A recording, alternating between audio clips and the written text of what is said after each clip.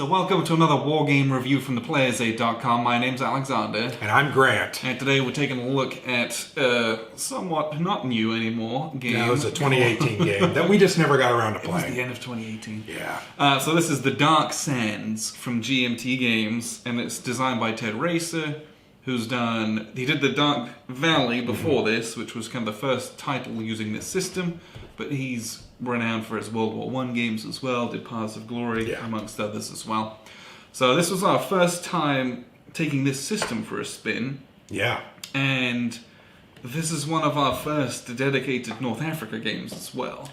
I don't know if we've played Heroes of North Africa, but yeah, it's a tactical... Yeah, it's not, you don't get the overall... I'm actually a little embarrassed to say that, but we focused more on West Front and... East Front and Pacific and Holland, yeah. It was just, we had an opportunity to kind of get this one played. Now, normally, I'm the rules guy. Usually I sit and read the rules and teach it. You read the rules on this one. Well, that's being pretty generous. I read the rules, but they weren't hard. Right, that's what I wanted to get to. And that's the whole point. Yeah, you're usually the crunchy, understanding. I read them, I looked at the playbook, and I think I could have... Had you not said anything, I think we could have gotten through it. But there were some parts. For a game that might look intimidating, so to speak, it's a two-mapper. Yeah. But really, actually, it's a three-mapper, but two physical maps, but three different representations. Two physical maps, but actual hex space is probably only one map's worth. Yeah, lots of tracks and which we really like this. We've talked about that. We really like that. It just happens to be because it's North Africa. It's all the way from Libya to Egypt. It's a long map. You put them kind of lengthways, so you do need a longer table for this one. But hence we played on this table that we don't normally play on. Yes, but the game space itself, the counter density isn't anything crazy. It might look like, oh, this is a big hex and counter game. Yeah. It is, but it's nothing that you should be scared of. No. The rulebook is 20 pages. Yes. And for a game that's a whole new system, that covers a whole campaign for 2 years, this is 1941, 1942, and it's the whole of, both of those years, it does a lot in what is effectively a small-ish package comparatively. We play games which have a 50-page rulebook, and this is literally less than half of that. 2 maps. 20-page rule book, right? Yeah. And well, I remember when we got this. I remember, it came in October, November last year. I was a little intimidated before it got here. And I remember when I got it and I opened it up and I clipped it, I was like, wow, there's not the massive amount of counters. And I was really intimidated by this system. But now after having played it, read through it, this is very approachable. Yes. I like it a lot. Yeah, this is a very simple game to really learn. The rules are clear. Yep. There's nothing that I was confused about reading them. And there's a lot of familiarity. I mean, zones and controls are pretty much the same. There were some differences in some of the terrains, which was cool, and we just had to focus on that and understand that. Yes. Supply was a little different because they had to trace... to ports and certain spots, and I see supply was fairly standard, where you get a little bit of overland, and then it's your main roads and railroads and trails back to where you're trying to go to, and supply is a very important part of this. It is a very important part, as you might imagine, as a lot of North Africa games are.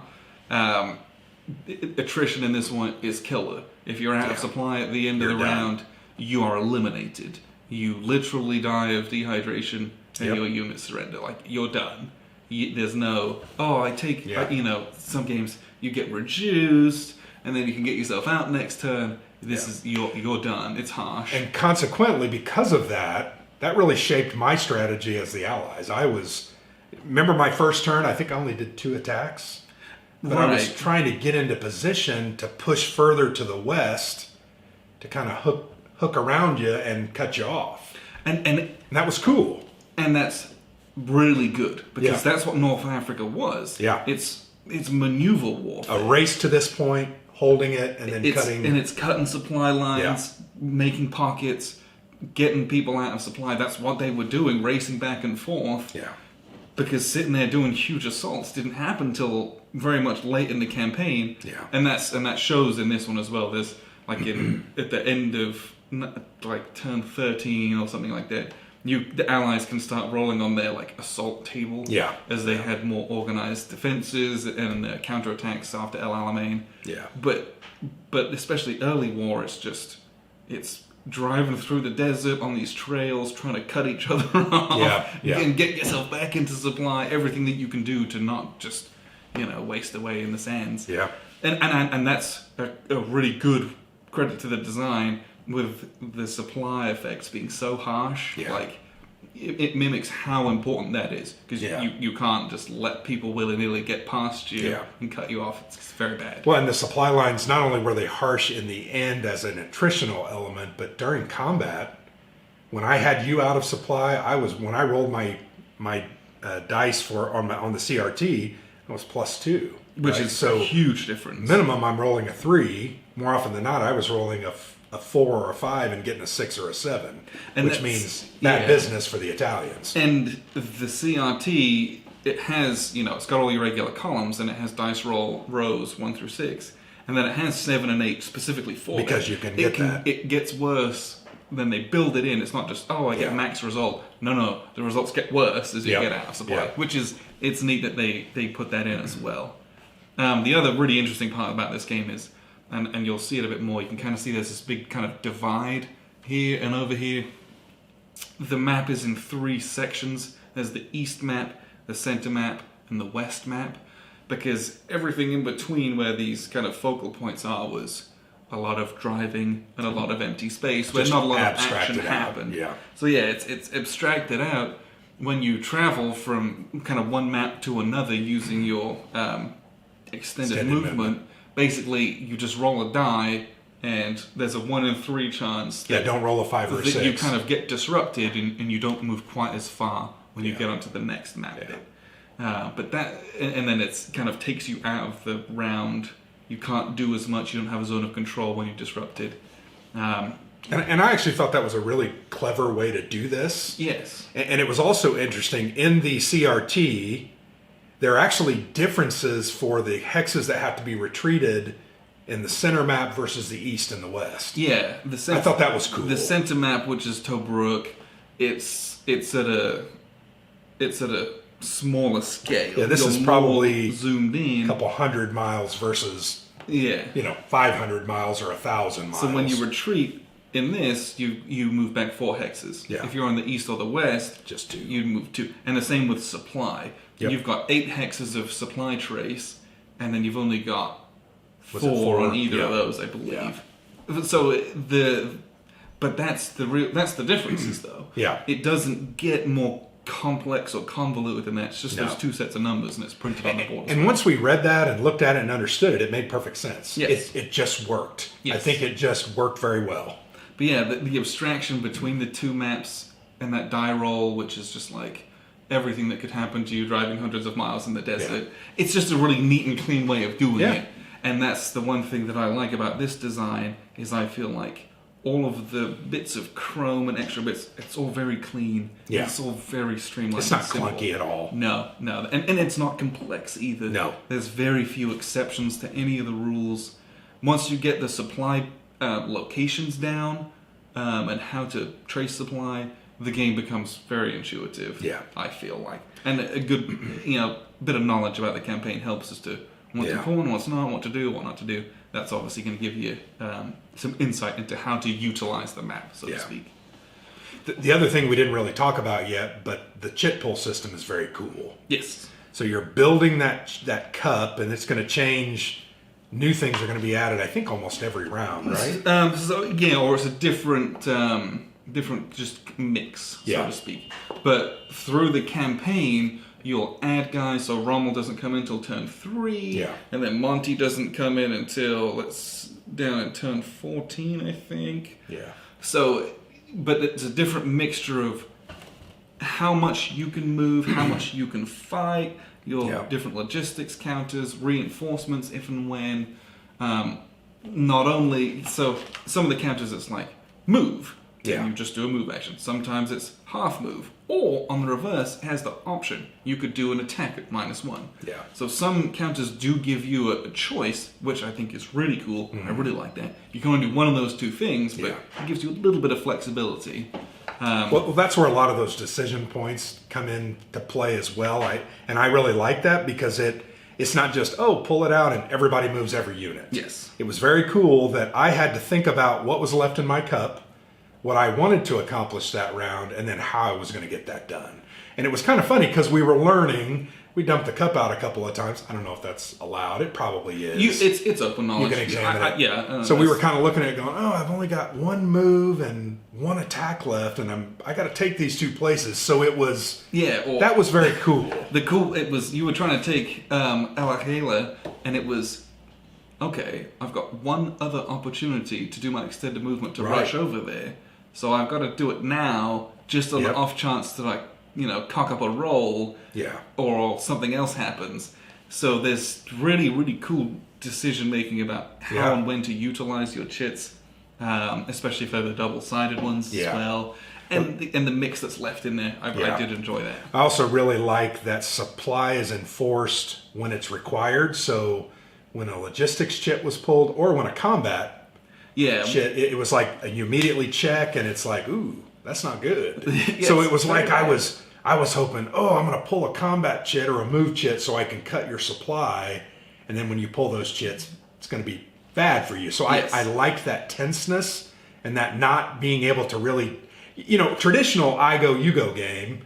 You can do everything you want, right? I'm going to move all 5 of these units and I'm going to attack. And usually it's move and then do all your attacks. This one, that is not the way it is. And it's really tense and really requires a lot of good strategic and even tactical planning. You've really got to think about it.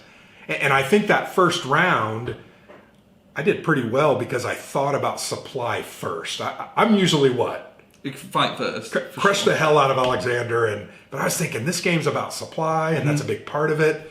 And that was really fun figuring out how to get that done.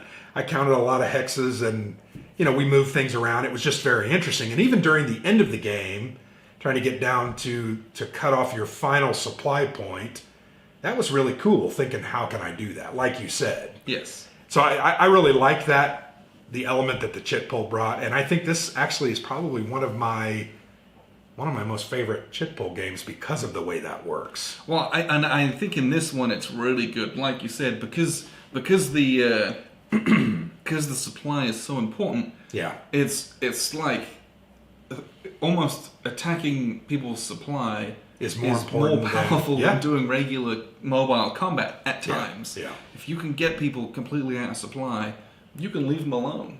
Well, because they can't really move very far. They can move a tiny bit. They're not going to attack because they're -2. The sands of time are going to take care of them for you, and it's like, great. So you have this kind of extra player almost that you can kind of mess with. I think that's a really neat part of this. It gives a lot of depth to the game, yes, and I like that. So we know that the Dark Valley is the same system. Yes. I'm sure it has some other elements added and some other nuances, etc. Like there's no boats, naval. Oh, there might be in the very well, south, there may maybe down in the Black Sea or something, or but I don't know though. Who knows? But it's really cool because this chit system is going to be used in that in an East Front game. I'm really excited now, and we have the Dark Valley, and we've had it for about 6 or 8 weeks, maybe a little longer than that, right? It's definitely longer than that. But I'm excited to see how that works in a totally different theater with totally different objectives. I'm very excited now. We got to get that played really quick. Absolutely. Because now that we know the system, I think we could learn that one lickety split, and I think we could roll our sleeves up and probably play 6, 8, 10 hours and get a good game in. Yeah, and it's a credit to the system. It's easy to learn. Yeah. And I'm hoping it translates really easily into the other titles in the system. I can't imagine it being that much different. Yeah. You would just have different counter mixes, different force compositions, different terrain to deal with. It's strategically different, but I'm hoping rules-wise very similar. Yeah. Well, you're going to have a little extra chrome here and there. I'm sure there's different bits and pieces on it, but all in all, I had a great time with this. Oh, yeah. Normally I'm like, what's some things I didn't like about the game? Not a lot. It's hard to think about what I didn't like. This is right up my alley, you know. Yeah, I think it really is a very approachable hex and counter World War II game that is really pretty fun. We even talked about some of these elements over here. This action chit record track. It's kind of a way to almost do an AAR of what happened that round, because you're laying out the chits. I thought that was very cool. It was a nice touch. Yeah, some games, when it's chit pull, you just kind of like put them in a pile, or there's a holding box. Doesn't really matter. Now, this game, it does matter the chits that you pull, because there's a couple of rules with the chits. Yeah. So you can't have more than two of the same type of like move and attack. Like two moves or two attacks. So if I do a move and then I pull another move chit, if I was to pull a third chit that had a move, I can't play the move side of it. Yeah. Or if it's only another move, if I had a third move, we would just draw a different chit. Yeah. And the same with combats. You can't have 3 combats in a row by one player. Yeah. And Which makes sense. You can't have more than 2 any chits of one player. So there's some functionality with keeping those rules in check. Yeah. But it's also nice having a little line, like you said, because you're like, you can look at the story of the round, and you're like, oh, this is where I got totally screwed, or like, this is where this really cool thing happened that I pulled off. That it just neat little graphic design things. Yeah. It was Kibler. Charles Kibler. Little things like that. Sure, it's a rules thing, but like, I enjoy being able to see the course of a round or a game. Yeah. Little aspects like that just kind of elevate a game in my mind of like, there's some real thought that went into not just the design of the rules, but like how it's presented as well. Yeah. It was almost like he got the scale of the map down. They put the map out knowing they wanted to do 2 maps. What are these, 22 by 34s? 22 by 34, yep. You know, they wanted that in the package, and then they said, oh, we got all this other space. What are we going to do with it? And they did some really cool things. And we love a game that you not only have a good player aid chart, but everything is really on the Holland 44s like that. Yes. Right? They have the boxes and the very well designed and makes it very highly playable. So what I'll do is I'll show you all this. You can't see much of it, but I'll show you the map, show you how it works, and then we'll wrap up with a few final thoughts. So here's a look, at least at a kind of small portion of the map. This is kind of the center map. Let me see if I can. It's hard to see, but it says center map down here at the bottom. We have an east map over here and a west map over here as well. And you can see this division, this dividing line that goes between the center and the west. There's also one on the center and the east as well. This little gap represents hundreds of miles of basically just roads and open terrain. It was there, it was important, but there's no action that takes place there, so to speak. Nothing that was strategically important. So it's just been omitted. And when you travel across these spaces, you just make a die roll, and what you're looking for, if you roll a 5 or a 6, so we're good. If you roll a 5 or a 6, you keep going, but you can only go a shorter distance, and then you become disrupted. You know, it took longer than expected, or you had some breakdowns, or it was just slower going than you were hoping for. So that's a really simple way of representing time and space in this game, because once you get disrupted, things get pretty rough for you. So it kind of puts you out of it for a while. At the end of the turn, you kind of get yourself back into the fight and get going. But other than that, this is a game of supply lines, and you can see here you've got these big dark brown roads. There's a railway going all the way up here to Tobruk, and then there's these brown dotted lines. These are trails. So what you need to do in this portion of the map, you're looking to get your units can count 8 spaces up to any trails or roads, and then they can connect back to a supply source. Tobruk as a port can be a supply source for either side if it's if they control it, and then obviously for the Allies, Alexandria over in the east and Alexalia for the Axis over in Libya. That's their supply source. So whilst a lot of the fighting is done in this center map, especially during the early and mid portions of the game, you have to protect your supply lines. You can't afford to be cut off because supply is so brutal in this one. You'll die. You will literally run out of food and water in the desert. It's not like, oh, we ran out of fuel and stuff like that. You run out of supplies. Your units are eliminated. They will surrender, or they will just dehydrate. It's very, very bad. And that's indicative of history where huge swathes of especially the Italian army would surrender and things like that. Poor morale, but also poor supplies caused by poor morale. So if you can do any encircling maneuvers, cut people off, cut the roads, that's a really, really helpful way to play this game, is to do that. Other than that, you've got a very standard kind of move and combat rules. So you look here, he's got 3 values on him. He's got 3 attack, 4 defense, and he's got 5 movement. And he's got a little reduced side as well. This is like a combat odds game, very standard for what you want. So let's say he's in supply. If we're doing this big attack here, I'm in the rough terrain, so I've got a defense of 3, but that goes up to, let's see, rough terrain puts me at a 4, I believe. Yeah, +1 defensive value. And these guys, let's say I've got a 3 attack here, and I've got a 6 attack here. These 2 guys are going to attack, because I don't want to cross this ridge. So I've got a 9 on a 4, so that's 2-to-1 odds. You look at the mobile combat table here, looking at the 2-to-1 odds. As the attacker, I have to declare any assets that I might put in. Assets, there's a few different ones, but early on in the game you've got coastal naval bombardments, and you got a couple RAF units as well. I can commit any of those I want to. This is not a coastal hex, so we can't do the naval bombardment, but we'll drop in some Spitfires. And what we'll do, that gives us +2, so that would put us at 11-4, that's no good. So let's add in our other RAF as well, so that puts us at 12-4, which puts us onto the 3-to-1 combat odds table.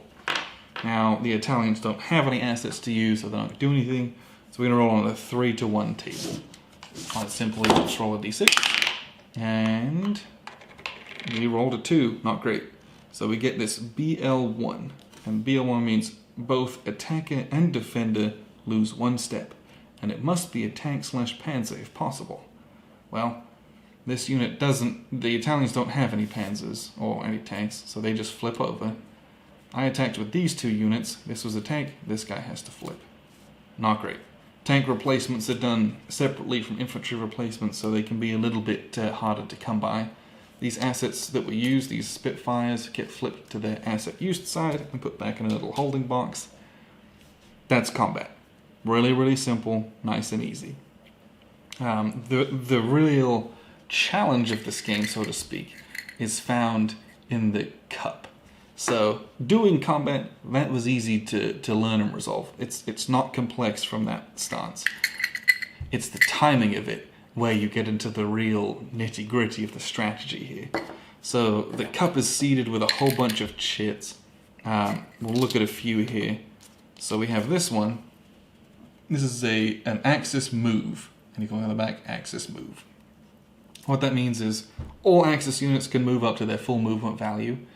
If a unit is eligible to use its full movement value, it can use extended movement, which is like moving, racing unlimited across the board, back and forth, all that kind of stuff, with some constraints. We have reinforcements. This triggers the Allied reinforcement phase. They can bring out all their kind of turn 2 stuff. So you get all these Aussies come on the board, and they're going to come in, usually in Alexandria, and then they're going to race across the board. And on top of that, there's a couple of Indian units here. Those are going to be withdrawn from the fights. So there's some pretty interesting stuff going on there as well with the historical flow of things. There are some exchange units, so you might have damaged units, they all get withdrawn, and they're exchanged, and the turn track explicitly states here, for example, you got, I think it's the 70th Division, replaces the Australian 9th Division, so all the 9th Division gets withdrawn and is immediately replaced with the 70th Division. As long as they're in supply, you can just exchange them like for like in the hexes they're in. So there's some cool historical stuff, but it abstracts having to put them on the board, drive them all across, move these guys out. You can do that, or you can just exchange them out as long as they're in supply. So there's some really neat kind of ways to get around some of the more sluggish aspects of war games, which I really enjoyed. So that's the reinforcement chit. We have here, this is an allied movement chit, and on the back, it is an allied combat chit. So when the allied player draws this, they have to choose which side to do. You can't do both sides. So the allied player might have at the beginning of a turn a couple of moves, a couple of combats, and they might have the dreaded half move with combat -1 on it. So with this shit, you're like, oh, do I eke out a tiny bit of movement, or do I do a combat which might not be as good as it could be? And that's the real core of this game, is you pull these shits and you say, okay, do I do a crappy combat and then get myself into a much better position later, or rush up my replacements? Or do I do this little half move? And a half move means you can only move half your movement value, which means you can't do any of that extended movement across the whole map or anything like that. So that's a much more tactical move. But then I forego an attack, and I'm just waiting to draw an attack chit that I might be able to use, by which point, they may have gotten away. And it's that back and forth between the Desert Fox and the Desert Rats. It's that back and forth of the chits and the racing across the map that really brings out the flavor of North Africa in this one. And I really, really enjoyed these little chits. You get your leaders, so we have Comb Force, and then we have... I think we had O'Connor here. This chit allows units to move and attack in one action. It's rare that you have those. There are other leaders that do that, but the chit pull in this one's really neat. And there's also on the turn track some initiative. The very first chit pulled by the initiative player, they can rummage through and choose the one that they want. Everything else is randomly drawn. And so you get an edge, but it's not a huge edge, but it enables you, it's when Rommel lands in turn 3, the Axis gets the initiative, he lands with a huge force, and they start powering into Tobruk, trying to build the bypass around it as the Allies just kind of hang on.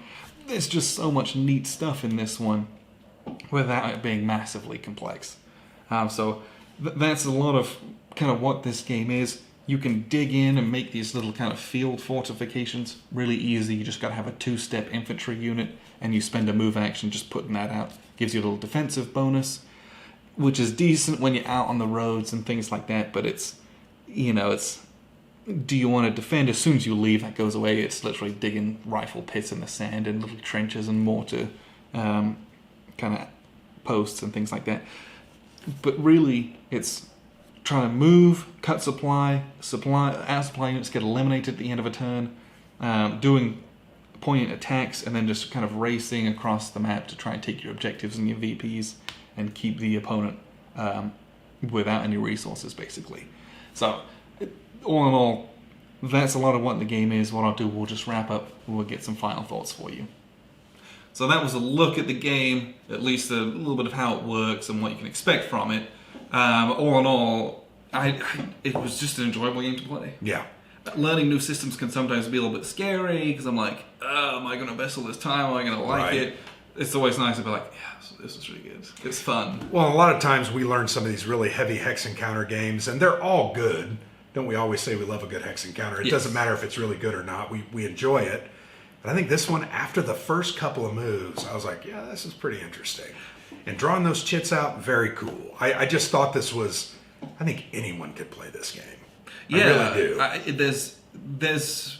There's some complexity here, but it's not over the top. There's some complexity and nuance, but if you've played a hex encounter or two, this is very easy to pick up.